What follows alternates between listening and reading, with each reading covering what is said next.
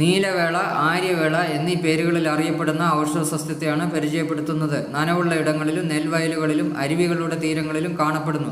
ഏകവർഷ കുറ്റിച്ചെടിയാണ്. ഔഷധയോഗ്യ ഭാഗം വേര്, ഇല, പൂവ്. രാസാദി ഗുണങ്ങൾ: രസം തിക്തം, ഗുണം രൂക്ഷം, വീര്യം ഉഷ്ണം, വിഭാഗം കടു. തളിരിലകൾ, പൂവ് ഭക്ഷ്യയോഗ്യമാണ്.